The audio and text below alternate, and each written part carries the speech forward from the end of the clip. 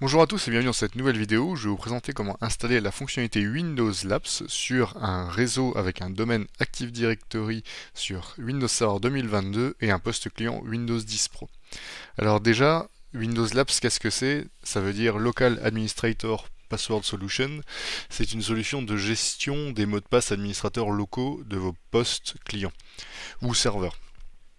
C'est utilisé, en fait, c'est très pratique si vous avez déjà utilisé, déjà géré un réseau avec domaine, vous savez que vous pouvez continuer à vous connecter avec vos utilisateurs locaux, y compris vos administrateurs locaux, sur toutes les machines qui sont jointes au domaine. Donc vous avez les comptes du domaine d'un côté, mais aussi les comptes locaux gérés par la machine en elle-même, qui restent fonctionnels et qui peuvent être utilisés.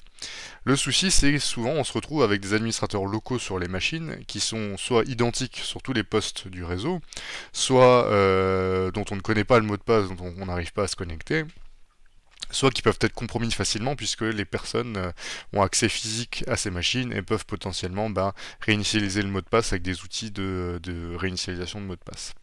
Alors pour pouvoir répondre à cette problématique-là, c'est-à-dire avoir centralisé en tout cas les accès locaux aux machines de manière sécurisée, c'est-à-dire avec un mot de passe différent pour chacun des PC et avec un mot de passe sécurisé pour chacun des PC, Microsoft a sorti une solution qui s'appelle Labs et qui a récemment été mise à jour dans Windows Labs et qui est maintenant intégrée sur toutes les versions Windows Server 2019, 2022, Windows 10, Windows 11, du moment qu'elles sont à jour, c'est-à-dire qu'on est sur la version d'avril 2023.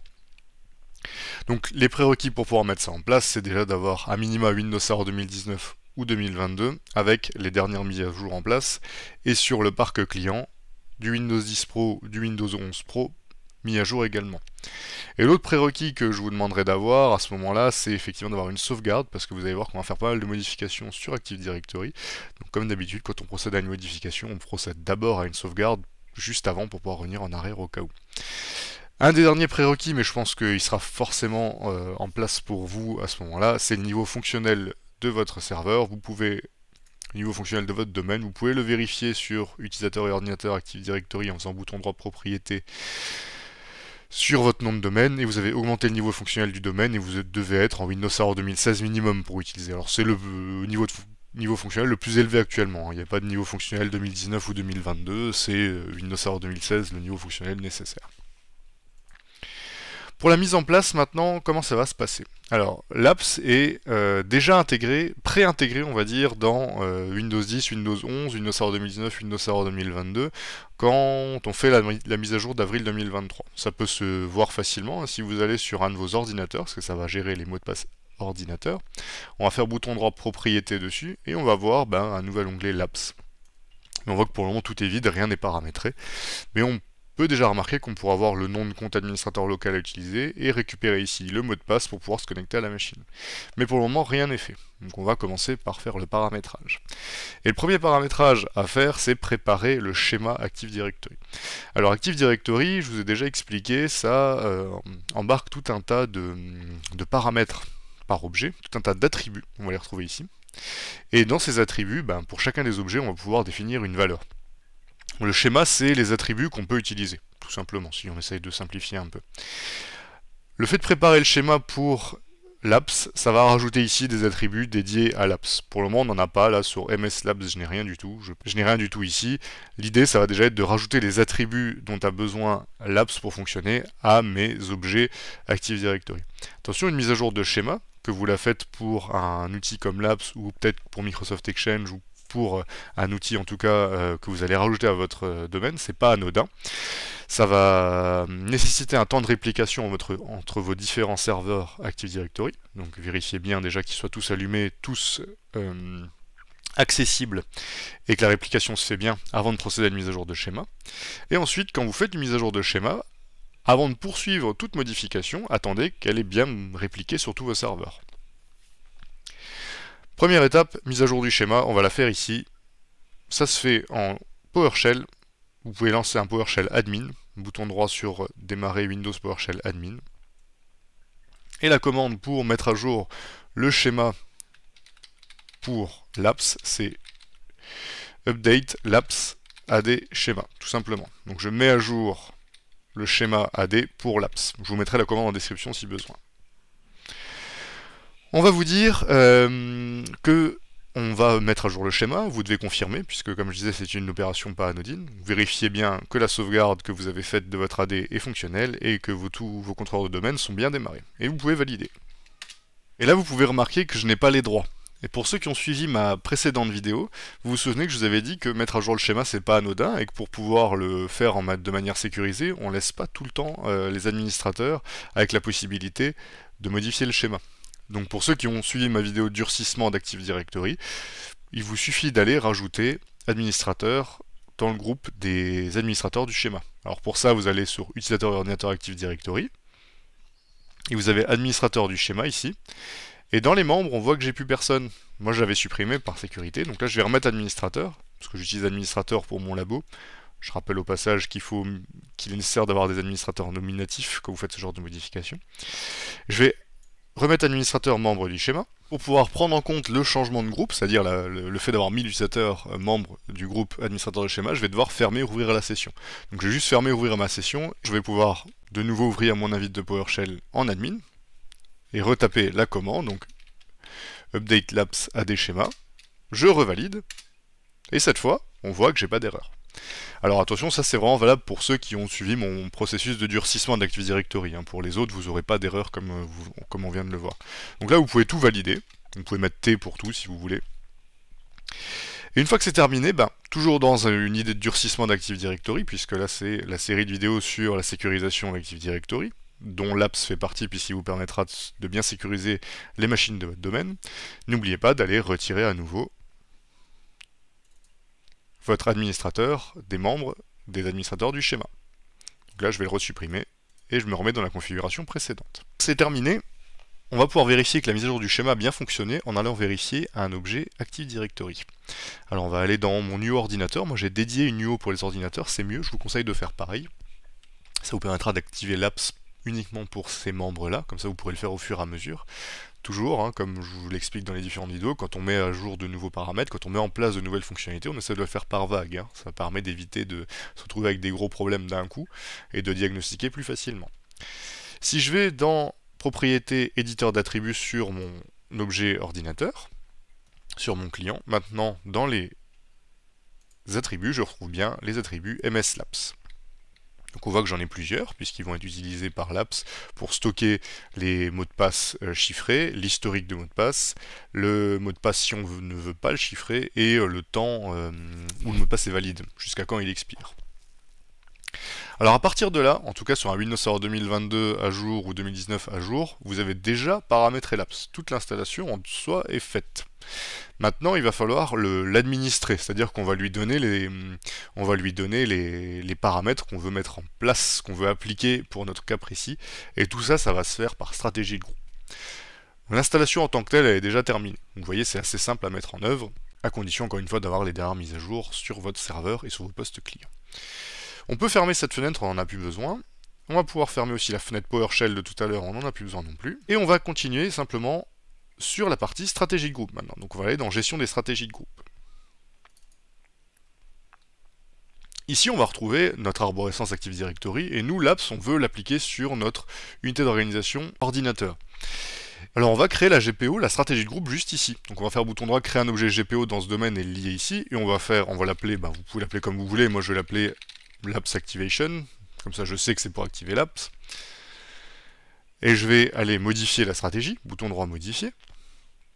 Je vais aller dans les configurations ordinateur, et ici ça va être dans les modèles d'administration que ça va se passer. Et dans les composants système, vous allez retrouver dans la liste l'APS, donc ce qui nous intéresse. Et là vous allez avoir tous les paramétrages de l'APS nécessaires. Donc on va voir ensemble lesquels sont utiles dans notre cas. Là, moi l'objectif de cette démonstration, c'est de gérer de manière sécurisée les mots de passe administrateurs locaux de mes postes clients. Toujours dans une optique de durcissement de mon domaine. Alors pour faire ça, on va déjà devoir, la première étape, vraiment le premier paramétrage qui va faire qu'on active l'APS, parce que jusqu'à là on l'a juste installé. Le fait d'activer l'APS, ça va être configurer le répertoire de sauvegarde de mot de passe. Tant que vous ne faites pas ça, vous n'activez pas l'APS, c'est-à-dire qu'il est installé mais il n'est pas utilisé. Donc on va ouvrir cette stratégie, et on va l'activer, et vous allez pouvoir choisir si vous stockez sur Azure Active Directory ou sur Active Directory. Donc Azure Active Directory, pour ceux qui ne connaîtraient pas, c'est la version cloud d'Active Directory. Donc vous ne gérez plus votre domaine en local, mais via les services cloud de Microsoft. Là, moi j'ai tout en local. Mon serveur Active Directory, je suis dessus actuellement. Donc je vais prendre Active Directory tout simplement, et je vais appliquer. Et à partir de maintenant, tous les ordinateurs membres de l'unité d'organisation ordinateurs que j'ai créés plutôt pourront stocker leurs mots de passe administrateurs locaux dans Active Directory. On verra tout à l'heure qu'il faudra qu'on leur donne les droits de le faire encore, ce sera la dernière étape. Pour le moment, on va leur dire de le faire, mais ils n'ont pas les droits d'accès pour le faire. Une fois que ça c'est fait, là j'ai activé l'apps dans Active Directory. La deuxième chose à faire, ça va être de décider de quel administrateur on parle, de qui on veut gérer. Par défaut, si vous n'activez pas cette stratégie, le compte administrateur qui est géré en local sur les machines, c'est le compte administrateur, celui qui s'appelle administrateur. Mais souvent, surtout avec les comptes, avec les ordinateurs Windows 10 récents, on laisse plus créer l'utilisateur administrateur par défaut, et c'est souvent un autre nom d'administrateur local qui est utilisé. Alors on peut retrouver tout, hein, user, utilisateur, admin, ça dépend de la personne qui a préparé les postes clients. Donc c'est à vous de décider ce que vous voulez gérer. Là, vous pouvez faire ce qui vous semble le plus adapté à votre situation.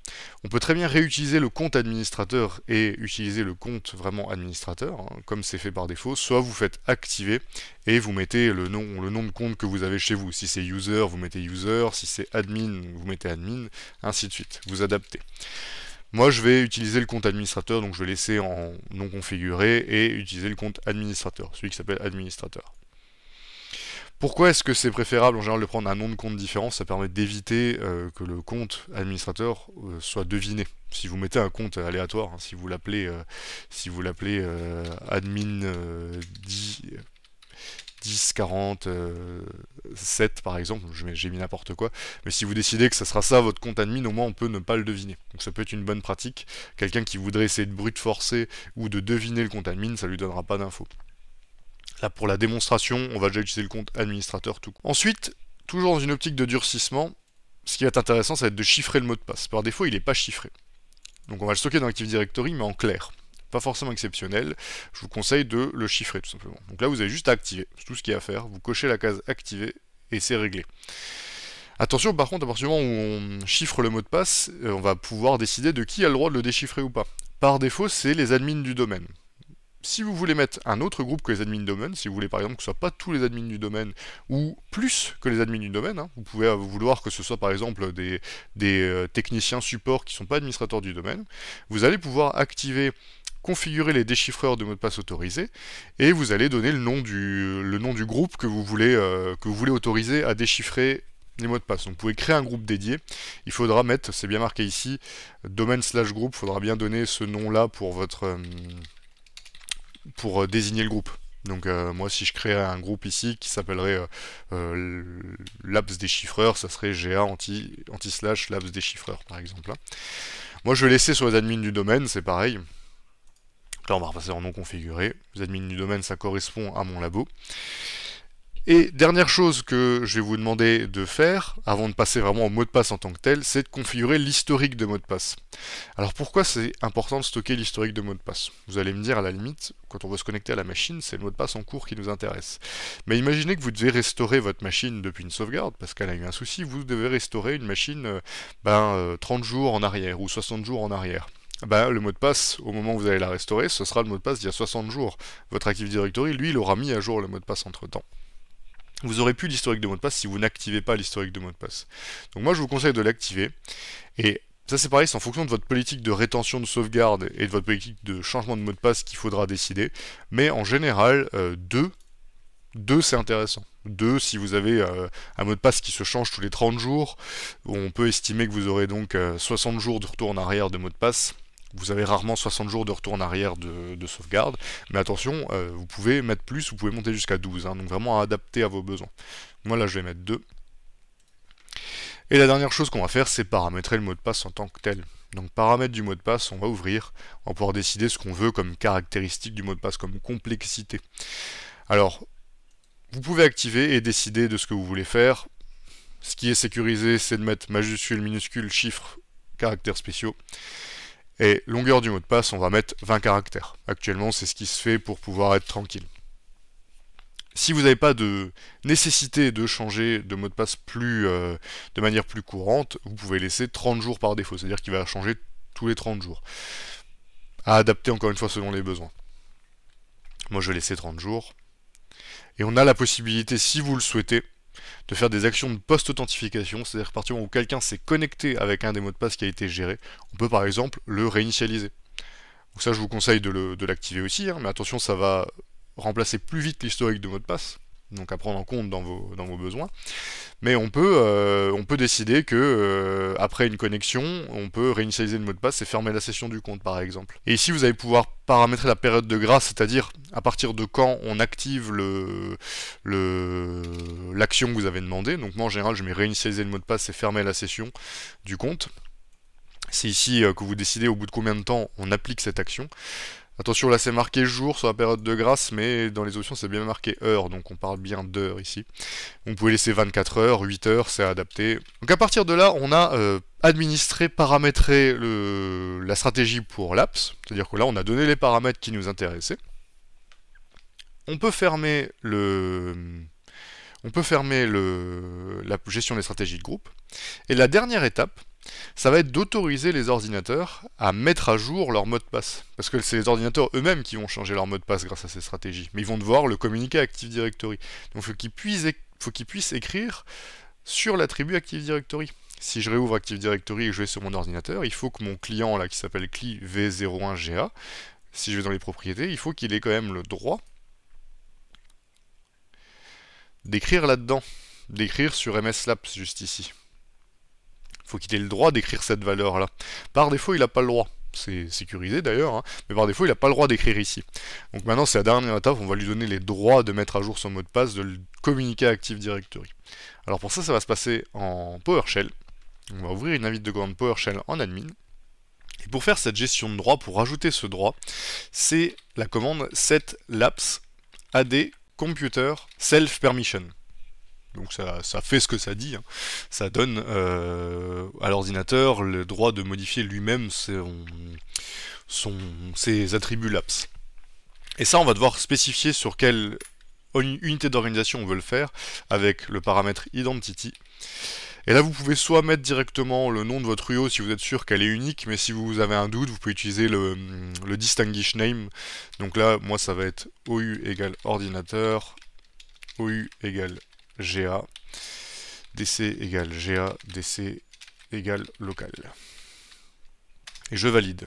Petite erreur, mon domaine c'est geekadvisor.local, pas GA.local. Et je valide. Donc là, j'ai bien changé les droits. Sur le TechNet de Microsoft, il est également conseillé de vérifier qu'il n'y ait pas de droits complémentaires qui auraient été mis en amont sur l'OU, que vous ayez bien que les bonnes personnes autorisées à modifier ces droits. Donc je vous conseille de le faire de même, on sait jamais, il faut que ça reste propre, sinon quelqu'un pourrait simplement réinitialiser les mots de passe sans que vous le sachiez et accéder à vos PC. Donc là, la commande qui est donnée, c'est find lapse ad extended rights, et là c'est pareil, vous remettez le distinguish name, ou le nom directement de votre UO, et là on voit que par défaut, les seuls qui ont les droits à lapse, c'est bien système et admin du domaine, donc là c'est propre. Vous devez avoir personne d'autre que le groupe que vous avez peut-être autorisé en stratégie de groupe, en amont comme on l'a vu tout à l'heure, et les admins du domaine et système. Donc voilà, là le paramétrage est terminé, tout est ok. Maintenant on va simplement redémarrer notre poste client pour que la stratégie s'applique, parce que c'est une stratégie ordinateur qui va s'appliquer au redémarrage de l'ordinateur, puis on va regarder ensemble si tout est ok. Donc je fais le redémarrage en parallèle et je reprends la vidéo sur Active Directory. On peut fermer tout ça pour le moment. Démarrer mon client, je peux faire propriété sur mon client et vérifier que l'apps a bien été activé. Et si je vais dans l'onglet l'apps, on peut voir que j'ai bien un nom de compte d'administrateur local l'apps qui est arrivé et j'ai bien un mot de passe qui a été défini. Je vois même quand est-ce qu'il va expirer. Samedi 4 novembre 2023, donc dans 30 jours, puisque c'est ce que j'avais paramétré. Et si j'ai besoin de me connecter à la machine, je peux soit copier le mot de passe, soit l'afficher. Si je fais afficher le mot de passe, on va bien le voir. Alors voilà, 20 caractères aléatoires avec tous les tous les caractères possibles, c'est un mot de passe très compliqué, mais c'est le but aussi, hein. On se connecte normalement pas trop souvent en administrateur local des machines, donc le but c'est que ça reste quelque chose qui est difficile à craquer. Donc là, on a terminé la configuration de l'APS sur cette machine, et toutes les machines que vous intégrerez à cette unité d'organisation auront la possibilité d'avoir ce mot de passe géré par l'APS. On va simplement encore aller sur le poste client, je voudrais vous montrer 2-3 petites choses. Je suis retourné sur mon poste client et c'est ça que je voulais mettre en avant et que j'ai un peu déjà évoqué sur la stratégie groupe tout à l'heure. C'est que si je vais dans la gestion de l'ordinateur de mon poste client et que je vais voir les différents utilisateurs locaux, je peux voir que le compte administrateur que je gère avec l'APS par défaut, il est désactivé. Et comme je disais, c'est plutôt une bonne chose, hein. Ça permet d'éviter qu'on devine le compte administrateur et qu'on se connecte avec. Alors, moi là finalement j'ai défini le mot de passe pour administrateur en laissant par défaut. Donc je pourrais pas me connecter puisque le compte est désactivé. Et si je regarde dans mes groupes administrateurs locaux, actuellement les membres sont un utilisateur local, donc là un utilisateur du domaine, pardon, les admins du domaine, le compte utilisateur et le compte administrateur. Alors là vous avez plusieurs possibilités, soit vous récupérez, si vous avez partout le même, le nom de compte que vous avez ici, alors moi c'est utilisateur, soit sur l'APS maintenant je vais modifier et je vais utiliser utilisateur, soit vous définissez dans l'APS un nouveau nom de compte et qui sera utilisé partout de la même manière. Donc, comme je disais tout à l'heure, hein, admin avec des chiffres aléatoires par exemple, et comme ça vous aurez ce nom de compte partout et il ne sera pas deviné. Mais à ce moment-là, attention, vous devrez bien faire une stratégie qui nettoie les membres des administrateurs locaux. Parce que sinon vous aurez votre nouveau compte l'APS, le compte administrateur, le compte utilisateur, des comptes du domaine, ça va être pas très propre. Ça va être le moment de faire du ménage ici et de recréer simplement un compte au propre. Je pourrais l'évoquer dans une prochaine vidéo si ça vous intéresse. On va simplement là juste pour démontrer le fonctionnement de l'APS, je vais réactiver le compte administrateur, mais comme je vous dis, c'est pas une bonne pratique, hein. On essaie d'éviter de faire ça. Là, la démonstration porte sur l'APS, mais dans les faits, c'est préférable d'utiliser un autre compte que le compte administrateur. Et pareil, on le voit ici, mais j'avais mis l'utilisateur GA direction pour une de mes précédentes vidéos en admin local de la machine. Attention, c'est à faire avec parcimonie, ça, hein. C'est que si c'est vraiment nécessaire. À éviter dans le maximum du temps quand même. Donc là je vais revalider, je vais simplement réactiver le compte administrateur temporairement pour faire mon test et ma démonstration de l'APS. Je vais valider. Je vais fermer cette session-là et on va se reconnecter avec le mot de passe qu'on a défini via l'APS. Donc je vais faire se déconnecter et je vais me reconnecter en administrateur local cette fois. Alors pour faire ça, je vais faire autre utilisateur et pour pouvoir se connecter en local, vous tapez soit le nom de la machine anti-slash, soit point anti-slash. Et on voit bien que le domaine de connexion ici a changé. On est bien sur mon administrateur local. Je vais faire administrateur parce que c'est ce compte-là qu'on utilise. Je rappelle que c'est mieux de ne pas utiliser le compte administrateur. Alors là, j'ai retapé le mot de passe récupérer sur Active Directory, le mot de passe l'APS, on va le vérifier ensemble, donc là j'ai mis un mot de passe à 20 caractères, là c'est tout ok, je valide, et normalement je peux me connecter, et c'est bien le cas, je peux bien me connecter avec le mot de passe défini dans Active Directory. Voilà, donc là le compte administrateur s'étant jamais connecté puisqu'il était désactivé, j'ai les premiers paramètres de Windows 10, donc on va s'arrêter là pour la vidéo. On a correctement paramétré Windows Labs sur Windows Server 2022, donc je rappelle les étapes, on a d'abord mis à jour le schéma. Si vous avez durci Active Directory, n'oubliez pas de remettre administrateur dans le groupe administrateur du schéma.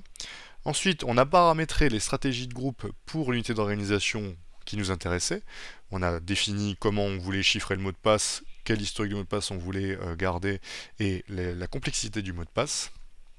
Après, on a mis les droits de modification du mot de passe LAPS sur l'unité d'organisation où on stocke les ordinateurs. Et enfin, on a validé ensemble que ça fonctionnait bien avec le compte administrateur, même si dans les bonnes pratiques, on essaie d'utiliser un compte admin différent. Si vous souhaitez que je fasse une vidéo complémentaire sur l'APS, c'est-à-dire justement comment nettoyer le compte admin local et comment créer un administrateur dédié à l'APS et qui n'est pas le compte administrateur tout court, n'hésitez pas à me le dire, je pourrais faire une vidéo complémentaire sur ça. Je vous invite à me suivre pour voir les prochaines vidéos et je vous souhaite à tous une très bonne journée.